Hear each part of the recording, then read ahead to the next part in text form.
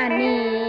น้ำในบึงสงัดนิ่งหญิงคนเดียวมาคิดเบิงไฟน้ำตาขึ้นล่างหน้าแสงไฟป่าส่องสลูปวดสายตาส่องให้ถูกว่ามีไผ่นอมมารอรับยับขึ้นไว้ริมบึงแกนนครหัวใจเต้นคิดไปเห็นไผ่คนนั้นคงลืมฉันไว้โดดเดียวมีเพียงฉันคนเดียวหนีงานใหม่มานางไผ่